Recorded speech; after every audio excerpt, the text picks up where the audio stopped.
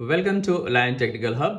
Lion Technical Hub में आपका स्वागत है और मैं हूं Lion sir, having 30 years experience of industry and today we learn about single phase induction motor, how we can make single phase induction motor self start. जैसा कि आप जानते हैं कि यदि हम किसी मोटर को सिंगल फेज देते हैं और हमने उसमें कोई स्पेशल प्रोविज़न नहीं किया है तो वाइंडिंग में सिंगल फेज देने से वो मोटर नहीं चलेगी, क्योंकि हमारी जो सिंगल फेज है वो अल्टरनेटिंग साइकिल मिलता है।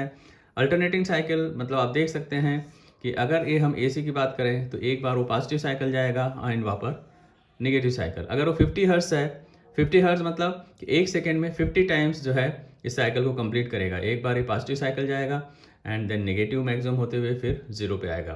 तो ये जो है यहाँ से पॉजिटिव होते हुए जीरो आएगा, यानी कि यहाँ पर 180 डिग्री होगा और देन वापस 270 पे मैक्सिमम होगा नेगेटिव डायरेक्शन में एंड वापस से जो है 360 पे जीरो पोजीशन में होगा, यानी उसमें हमारा ये पूरा एक साइकिल कंप्लीट हो जाता है, राइट।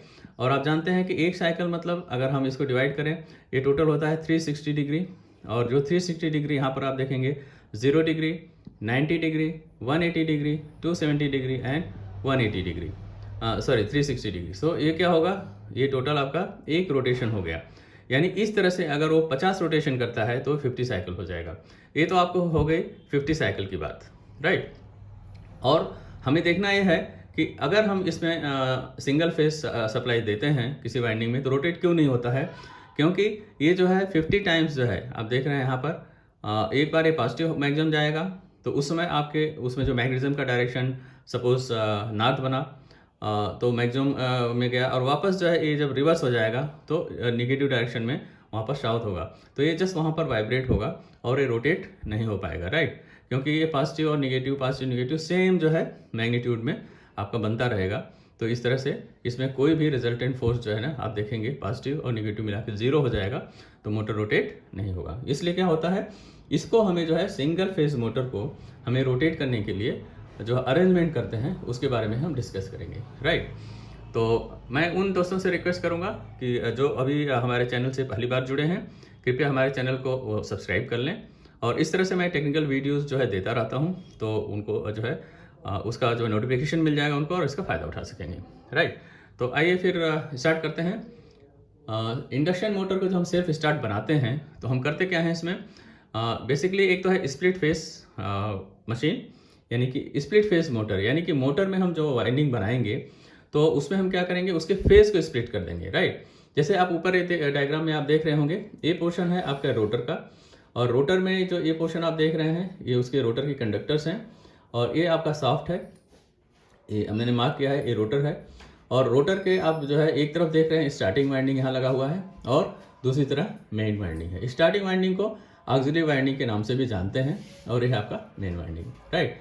तो यहाँ पर जो स्टार्टिंग वाइंडिंग है ये और आपका मेन वाइंडिंग, इन दोनों में जो है 90 डिग्री का स्प्लिट फेज है, यानी कि दोनों जो फेज है जो वाइंडिंग किया है वहाँ पर 90 डिग्री का इनमें डिफरेंस रखा हुआ है।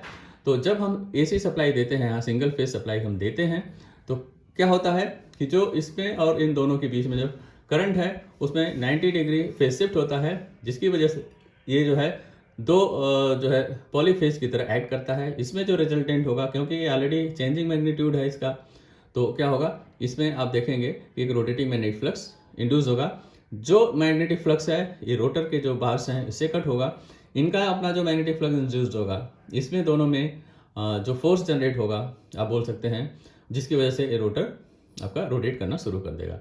तो यहाँ पर हमने क्या किया कि इस वाइंडिंग को हमने 90 डिग्री जो है फेस स्प्लिट करके हमने इसको किया हुआ है, और जिसकी वजह से हम जब सप्लाई दे रहे हैं तो ये जो है रोटेट करना शुरू करेगा। ये आपका स्टार्टिंग में होगा और जैसे ही आपका ये मोटर 75% जो है स्पीड अचीव कर लेता है तो क्या होगा, यहाँ पर एक स्विच है, ये है मैग्नेटिक स्विच, जो आपका 75% स्पीड लेने के बाद यहाँ से कट हो जाएगा, राइट। तो आपका मोटर जो है फुल जो है आरपीएम में मेन वाइंडिंग जो है आपका, यानी कि इसको रनिंग वाइंडिंग भी बोलते हैं, उसकी हेल्प से चलता रहेगा।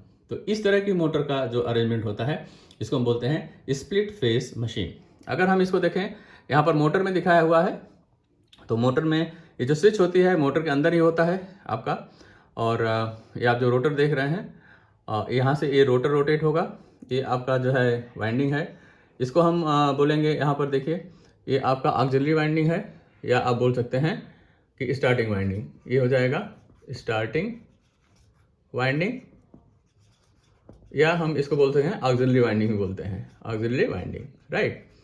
तो ये आपका हो गया, ये हो गया आपका मेन वाइंडिंग, ये हो जाएगा मेन वाइंडिंग, राइट। तो ये मेन वाइंडिंग है, ये ऑक्सिलरी वाइंडिंग है। 75% स्पीड लेने के बाद मैग्नेटिक स्विच जो है इसको कट ऑफ करेगी और आपका मोटर जो है मेन वाइंडिंग की हेल्प से आपका ये घूमता रहेगा।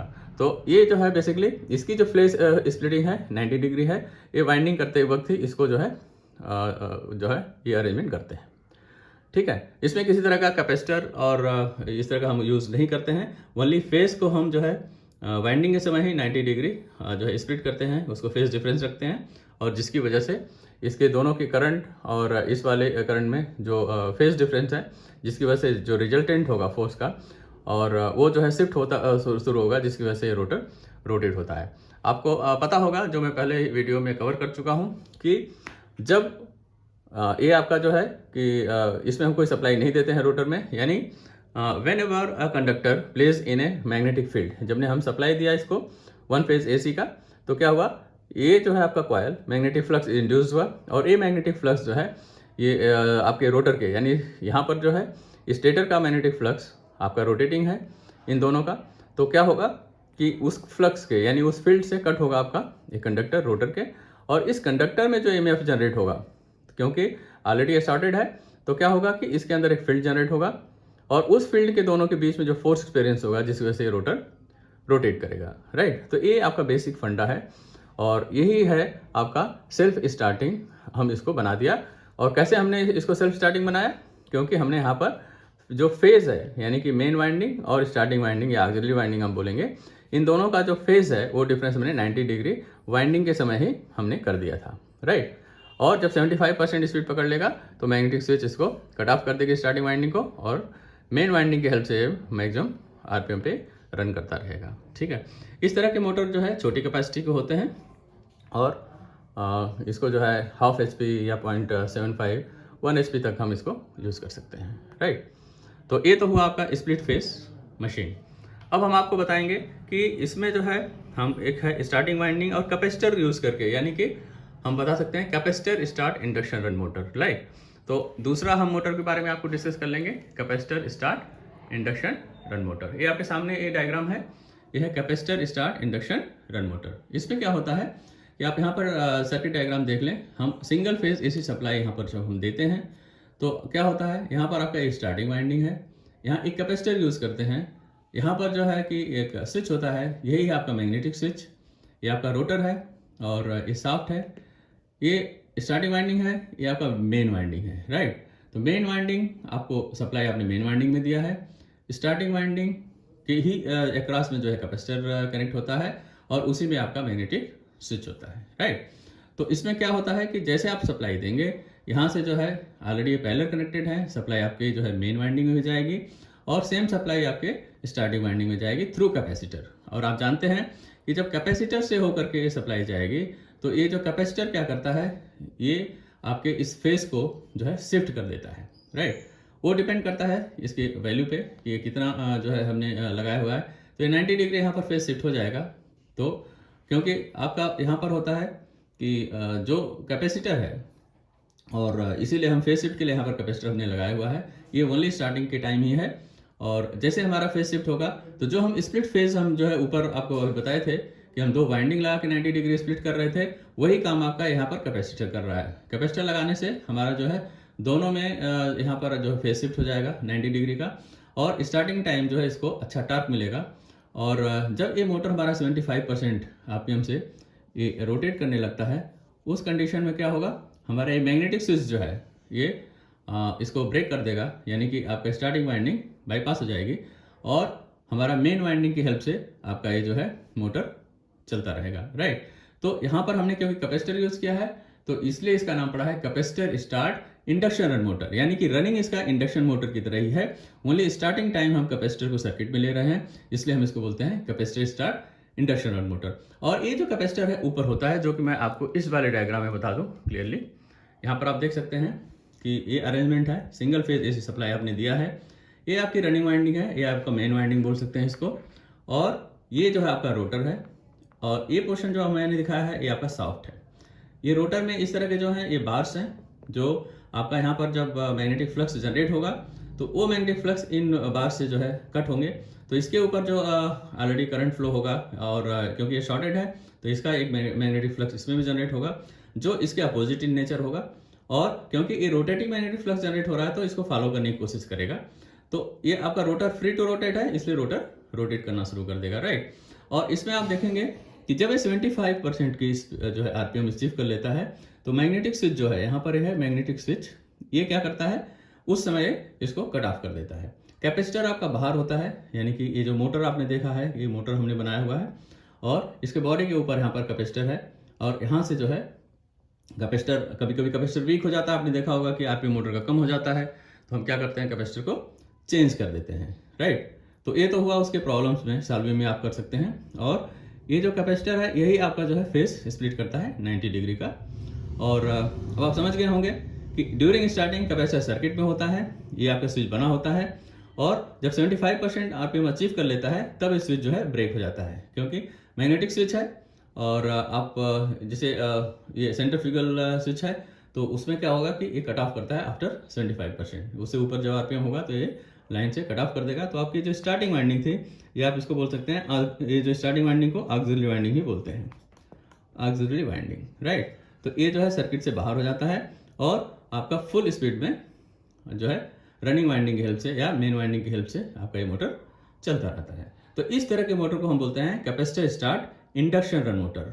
और इंडक्शन मोटर के बारे में मैंने पहले भी वीडियोस बनाए हुए हैं, तो आप देख सकते हैं। और मैं थोड़ा सा इसको कवर करता हूँ कि इंडक्शन मोटर में बेसिकली क्या है कि जो हम सप्लाई देते हैं तो उसका जो मैग्नेटिक फ्लक्स है, यानी कि रोटेटिंग मैग्नेटिक फ्लक्स जो स्टेटर में बनता है, और इसमें जो है कि जब फ्लक्स जो है रोटर के बार ये जो कट करते हैं तो इसके ऊपर जो एक मैग्नेटिक फ्लक्स जनरेट होता है, इन दोनों में जो एक फोर्स जनरेट होता है जिसकी वजह से हमारा मोटर रोटेट करना शुरू करता है, राइट। तो इतना है, और आप जो है आप समझ गए होंगे इसको।